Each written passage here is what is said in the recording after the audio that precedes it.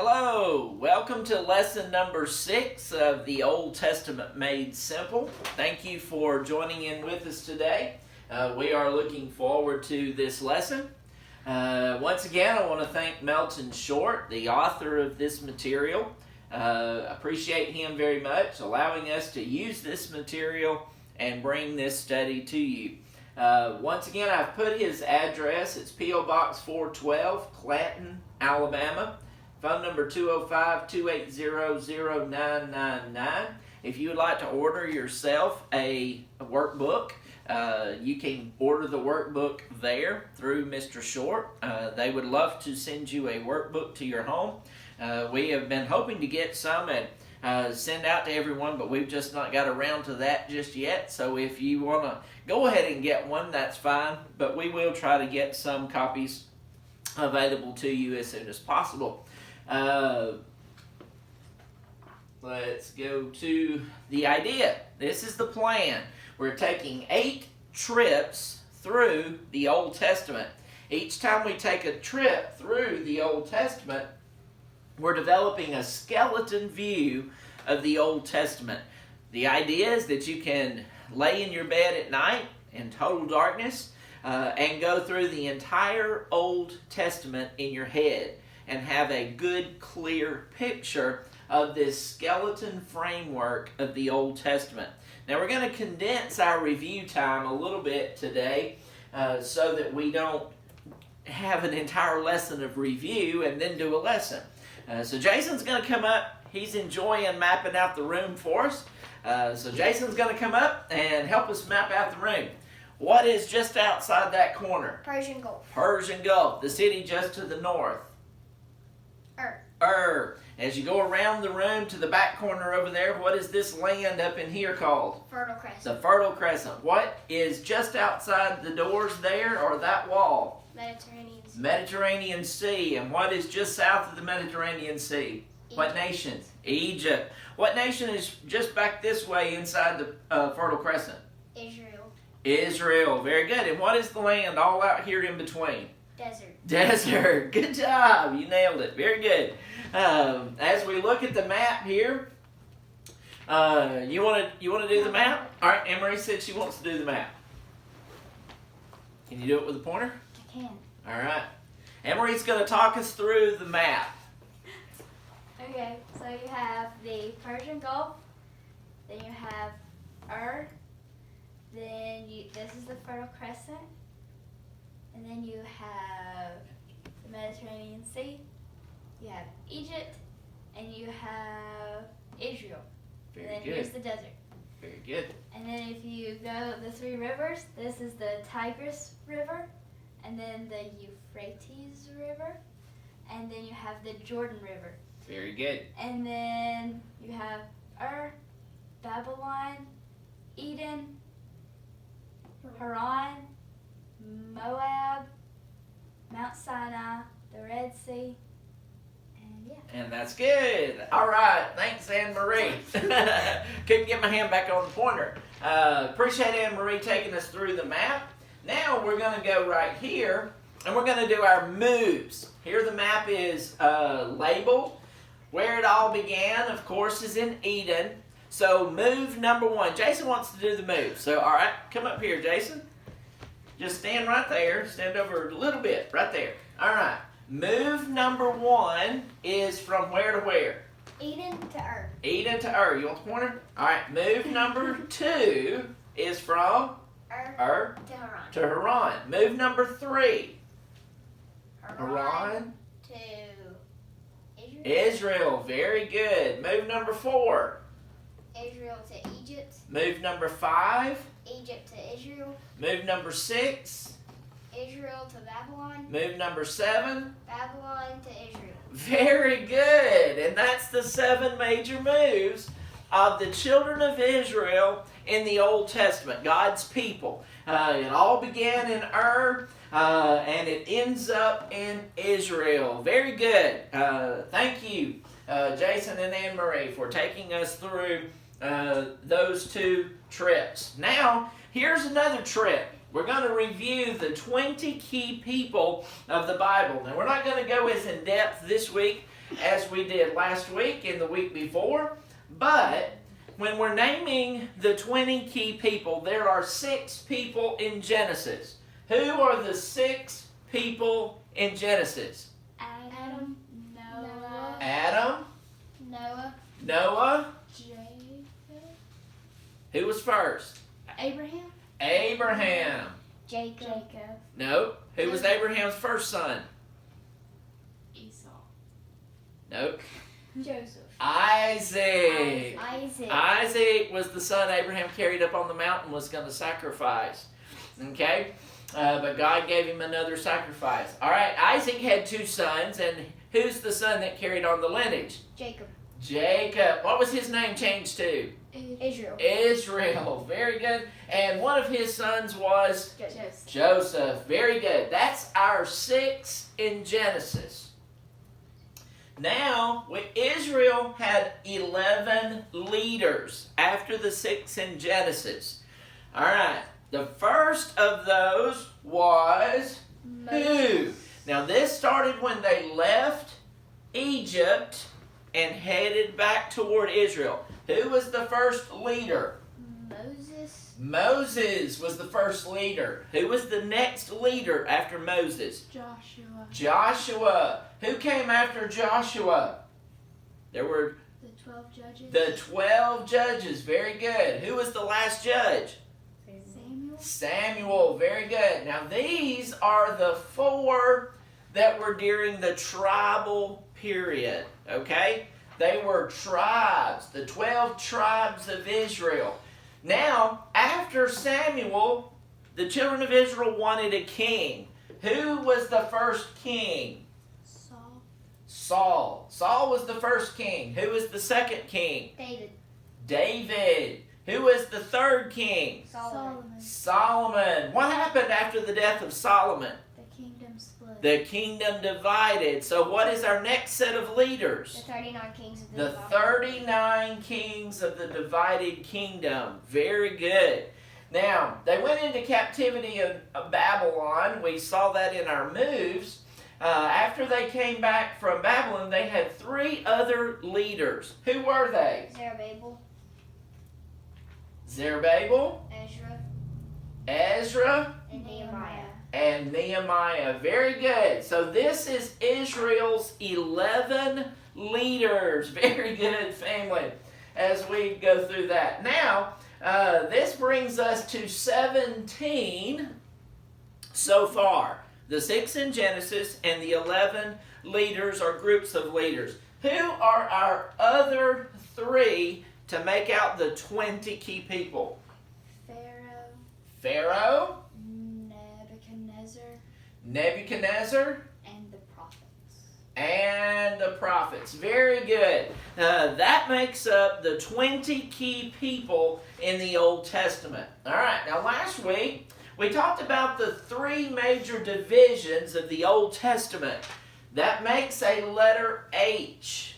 Okay? So we have 3 divisions. We have history, we have songs, and we have sermons. Okay? So that divides us into historical books, poetical books, and prophetical books. Okay? Makes the letter H. Now, how many total history books are there? 17. 17. Very good. How many total prophetical books 17. are there? 17. Hit the button again. 17. Very good. Now, how many poetry or song books are there? 5. Very good. Now, the historical books are divided into 2 sets. We have 5 that form what? The Pentateuch, right? Or the law, okay? We have 5 there. And then we have 12 that round out the historical books. Okay. Now over here under prophecy or the sermons, we have major prophets and we have minor prophets. How many major prophets are there? 5. 5. Very good. And how many minor prophets are there? 12. 12. All right. So awesome. We've now got this structure that we can use to say the books of the Bible. We have 5 in the Pentateuch, 5 in poetry, 5 major prophets. We have 12 other history books, and we have 12 minor prophets. All right, now let's see this with the books of the Bible in the chart. All right, so we have history, poetry, and sermons. Historical, poetical, and sermons, prophetical. So here is the Pentateuch: Genesis, Exodus, Leviticus, Numbers, and Deuteronomy. Okay? Now our other history books are Joshua, Judges, Ruth, 1 Samuel, 2 Samuel, 1 Kings, 2 Kings, 1 Chronicles, 2 Chronicles, Ezra, Nehemiah, and Esther. Okay?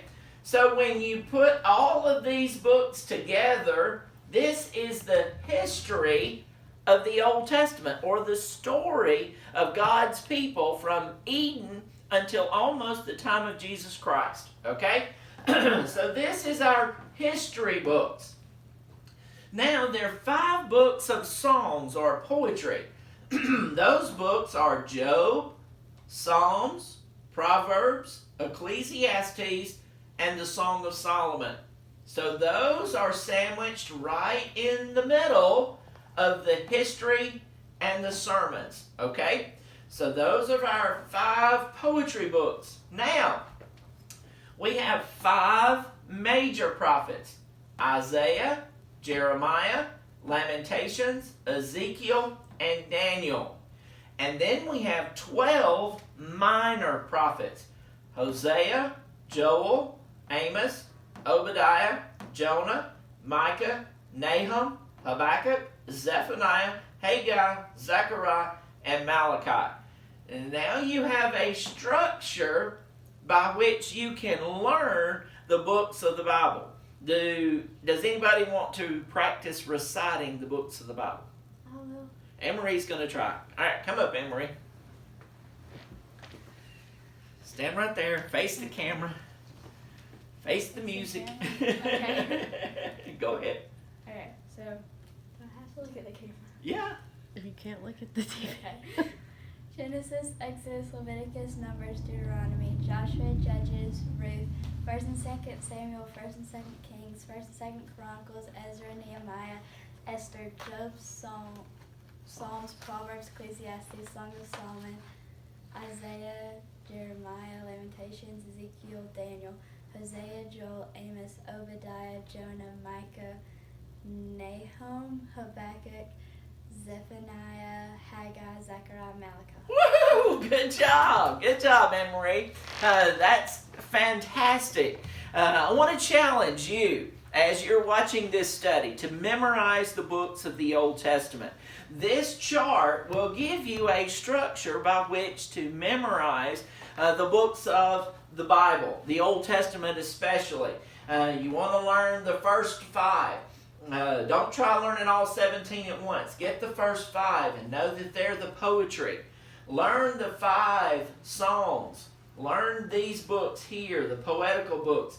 Learn the major prophets. Okay? Learn the 12 other history books. And then learn the 12 minor prophets. And once you learn them in their sections, then put it all together and you'll have the entire Old Testament, all the books of the Old Testament, and you'll have a structure in which you can then understand the books and what might be found in each of the books in the Old Testament, okay? So again, the Pentateuch, the other 12, the Psalms, the major prophets, and the minor prophets. So spend some time with that over the next few weeks and come to a good understanding of the books of the Old Testament. Now, what we're going to do in the next couple of lessons is we're actually going to begin to dig into these books and try to get a better understanding of these books. The 11 books that contain 95% of the narrative of the Old Testament. Now, I want to explain that. In this lesson today, we're going to talk about 11 books. Those 11 books out of the 17 in our list of historical books, if you can learn 11 books, you have 95% of the story of the entire Bible. 95% of the story in those 11 books. So I want to present those books. You know, a lot of people think that the Bible is just random and haphazard, and it doesn't make sense. Well, if you take these 11 books and you start at the beginning and you read straight through these 11 books, it'll tell you the story of the entire Old Testament. You don't have to read all 39 books to get the story. Just read 11 books. And if you can understand those 11 books, you'll have the story of the Old Testament. So that's what we're going to try to present today. That story, if you read those books in sequence, you'll have a continuous storyline. It's just like picking up a novel at the store and reading straight through the novel. If you read these 11 books, you'll read straight through the novel or the plot, the main storyline of the entire Bible. So as we learn these 11 books today, I want you to mark them down, and I want you to get a good feeling for these 11 books because they will really help you to understand the story of the Old Testament. So the 11 books that contain 95% of the story. The first book is Genesis. Genesis tells us of creation. The second book is Exodus, when the children of Israel left Egypt and went back to Israel. That's the Exodus. Then we have Numbers. Numbers tells us of the 40 years they wandered in the wilderness before getting back to Israel. Joshua tells us of the conquest of the land of Canaan as they move in. The Judges tell us of the period of time after they first got to the promised land until the kings. It tells us all the things the children of Israel did. It talks about the 400 years of the sin cycle, and we'll go over that later as they as they moved about in the promised land. They would stray away from God. God would send someone in to oppress them. A judge, they would repent. A judge would be selected by God, and then they would be delivered for a period of time. This would happen over and over again. So Judges. Then we have 1st and 2nd Samuel. 1st and 2nd Samuel introduces us to the man Samuel and then moves us into the king period. And then we have 1st and 2nd Kings as we are during the kingdom period of time with the children of Israel. And then we have Ezra. Ezra is the book that begins to tell us of the return from Babylon as they go back after the captivity. And then the last book in this list is Nehemiah. When you get to Nehemiah and looking at the books of the Bible, when you get to Nehemiah, you have read 95% of the story of the Old Testament. Everything else is just additional information, okay? So these 11 books will take us from Eden through Haran, Israel, Egypt, the desert, Moab, back into the promised land, and then over into Babylon, and back into the promised land, and up until the walls of Jerusalem are rebuilt and the city is reestablished. So all of these things tell us the story of God's people from Eden until almost the time of Jesus Christ. So I encourage you, take these 11 books, Genesis, Exodus, Numbers, Joshua, Judges, 1st, 2nd Samuel, 1st, 2nd Kings, Ezra, and Nehemiah. Mark those books and read those books in order. Start with Genesis, then Exodus, then Numbers, then Joshua, Judges, 1st, 2nd Samuel, 1st, 2nd Kings, Ezra, and Nehemiah. And you will have a complete picture, 95% of the story of God's plan for the nation of Israel and for the world. So I encourage you, read those books and read them in sequence, read them in order, and it will give you a good understanding of what's going on. Now, besides these 11 books, there's 28 more, all right? So we're going to look at the other books now in the Old Testament. The other 6 historical books, all right? There are 11 that have the story, and now there's 6 other books, okay? As we look at these 6 other books, there's Deuteronomy. Deuteronomy is basically a repeat of the law, and we're going to talk about that more as we go forward, okay? So Deuteronomy is a book that was left out. 1st and 2nd Chronicles. 1st and 2nd Chronicles basically repeat the kings, okay? And give you some additional, more detailed information. Ruth tells the story of that fine lady and how she served God, loved God, and trusted God. And then Esther, same thing. How Esther, during the Babylonian captivity, became queen and saved her people while in exile. So these are the 6 other historical books. Leviticus. Here we have Leviticus. Leviticus is the book of the law, and it talks about sacrifices and the things that the children of Israel were supposed to do. So it's a detailed law book, if you will, of all the things that the children of Israel were supposed to do. So these are the other 6. And then we have the 5 poetry books. Okay? So the 5 poetry books are Job, Psalms, Proverbs, Ecclesiastes, and the Song of Solomon. These are poetry. Okay?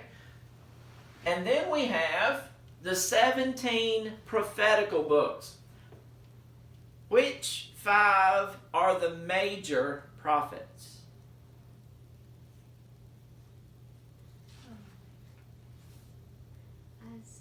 Isaiah.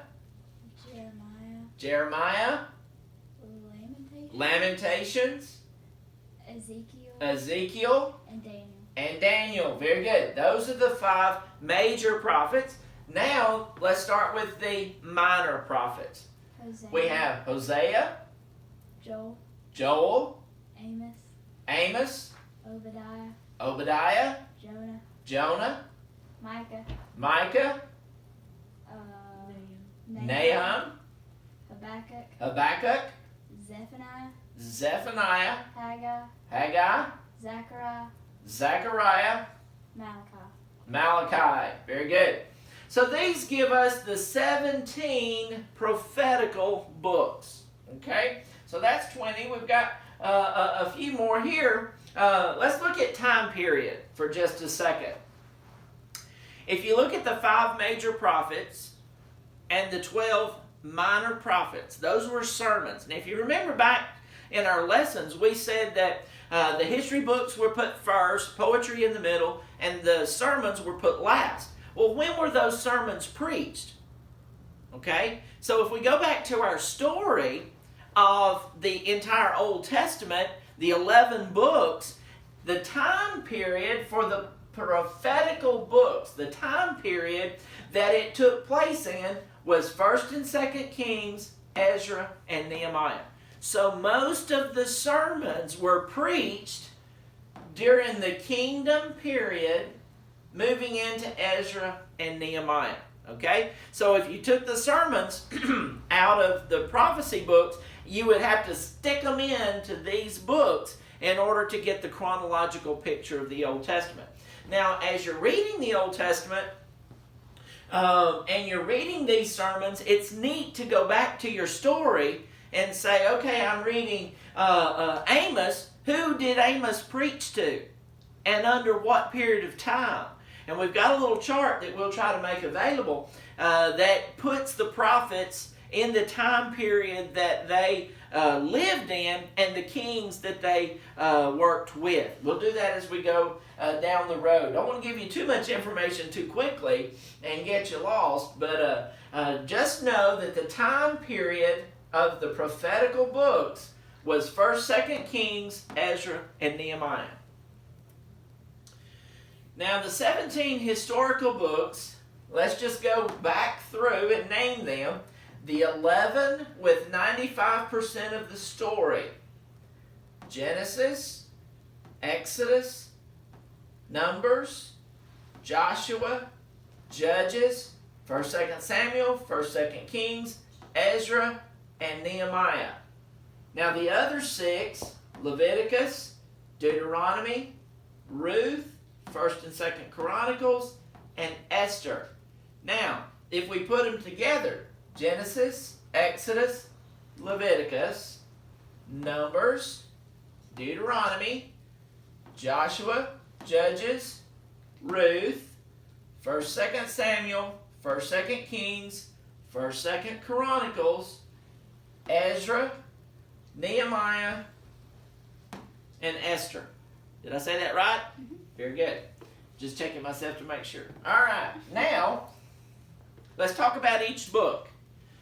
The book of Genesis. We know that the book of Genesis is creation. Everything started in the book of Genesis. It's creation to the death of Joseph in Egypt. Now remember, after the move, they went from Israel into Egypt. They stayed in Egypt for an extended period of time. So Joseph died in Egypt. And the story of Genesis ends with the story of Joseph. Okay? So when Joseph dies, that ends the book of Genesis. So everything from creation to Joseph's death in Egypt occurred in Genesis. All right. Exodus. In Exodus, we have the birth of Moses until setting up the tabernacle at Mount Sinai. What did Moses get at Mount Sinai? 10 Commandments. The 10 Commandments, okay? So the Exodus covers everything from the birth of Moses until they get to Mount Sinai, okay? That's in the book of Exodus. Now Numbers. Numbers is the wilderness journey from Mount Sinai until arrival at the edge of the Promised Land. Now, we're going to talk about this later in time, but the children of Israel spent a long period of time wandering around in the desert. And during that period of time, Numbers covers everything that happened during that period of time. All right, so after Numbers, we have Joshua. The book of Joshua covers entering and conquest of Canaan. Canaan was the promised land of Israel, where Israel is today. So Joshua covers entering and conquest of Canaan. And it goes until the death of Joshua. Okay? So after the years of wandering in the desert, Moses dies. And Joshua is left as the leader. And so the book of Joshua talks about them entering and conquering the promised land, and it ends with the death of Joshua. Okay? Judges. Judges is a 400-year period of time where the judges actually lived and ruled Israel. Now, there was no king in Israel during the time of the judges. And the Bible says in the book of Judges, there was no king in Israel, so every man did what was right in his own eyes. Okay? As a result of doing what was right in his own eyes, the children of Israel fell into the sin cycle. Okay? Now this cycle would repeat itself 7 times during the 400-year period that the children of Israel were under the judges. They would stray away from God. That would be number 1. They would stray away from God. Number 2, an enemy nation would oppress them, the Philistines, the Midianites, are a couple of names that come to our mind. This enemy would come in and they would take over and they would tax the people, or they would steal their crops, or they would treat the people badly. Well, the people eventually would cry out to God. They would get serious with God and they would cry out to God and they would beg God for forgiveness. God would hear their prayer and he would raise up a leader. That leader would then lead the children of Israel back to God, and as long as that leader lived, the children of Israel would serve God and do the things that they were supposed to do. But eventually the leader would die, and then the cycle would start all over again, because every man did what was right in his own eyes. And that would move them right back into straying away from God. Now this same cycle, this 5-step cycle, I like to call it the sin cycle, plays out in our own lives. A lot of times we'll stray away from God. God will do something to get our attention. We'll repent of what we have done. God will forgive us, and for a period of time we'll do what we're supposed to do. But then, lo and behold, boom, we fall back into the sin cycle. We talk about cycles in physical therapy. A pain cycle, one thing leads to something else. And somehow you've got to interrupt that cycle in order to stop it. So at some point we've got to stop straying away from God. The children of Israel had struggled with that throughout their history. We struggle with that today. So I just encourage you to spend some time with the pain cycle. I'm sorry, not the pain cycle, that's physical therapy. Spend some time with the sin cycle, this 5-step cycle. And I promise you that it will help you to understand a lot of what's going on in people's lives today. Okay, the next book in our series is 1 Samuel. 1 Samuel covers the birth of Samuel, and it goes through Israel's first kings, the reigns of Israel's first king, and that would be King Saul. So we have the birth of Samuel and the reign of Israel's first king, King Saul. You'll find that in 1 Samuel. So we have the birth of Samuel and we have King Saul. Okay? And then in 2 Samuel, we have the reign of King David. Okay? We'll have the stories of David, David being anointed, and the things that David would do will be found in 2 Samuel. And then in 1 Kings, we have the reign of King Solomon, which was David's son, Israel's third king. And we have the beginning of the divided kingdom and the story of the prophet Elijah. Okay? Remember Elijah, who prayed to God to rain fire down from heaven and consume the altar, and God did. That story is found in 1 Kings. Okay? So the stories of Elijah we'll find in 1 Kings. King Solomon, David's son, and his kingdom, we'll see in 1 Kings. Here, let's look at the divided kingdom. In the north, we had Israel. They had 10 tribes. Their capital was Samaria. They had a total of 19 kings, and none of them were good. Okay? So the north was Israel, 10 tribes, capital city Samaria, 19 kings, none of them were good. In the south, we have Judah, 2 tribes. Jerusalem was their capital, 20 kings. 8 of those kings were good. Okay? Those stories begin in 1 Kings, and they carry on into 2 Kings. So in 1 Kings, you have Solomon and the division of the kingdom, and a beginning of the first few kings. And then in 2 Kings, you get the rest of them. Okay?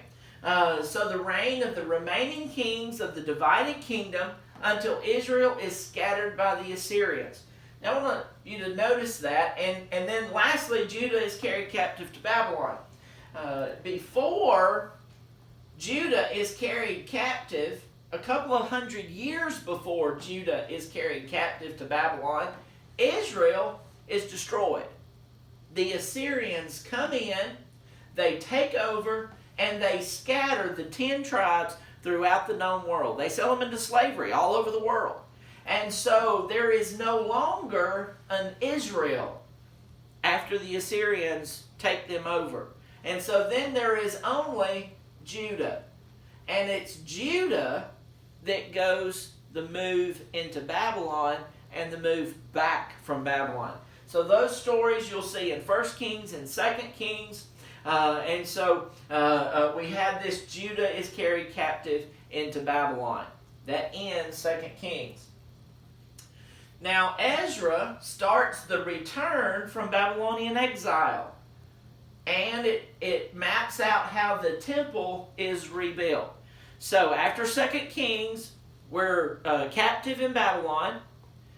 Then we have the book of Ezra, and we start coming back to the promised land. We start coming back to Israel. Judah is released from captivity, from exile in Babylon, and they're allowed to start coming back. And the temple is rebuilt. Babylon destroys the temple that Solomon builds, which was the grandest temple.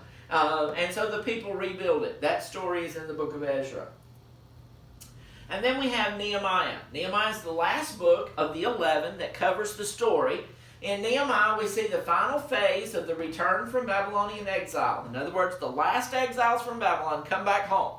Everybody now is back in Israel to reestablish the kingdom and to move forward.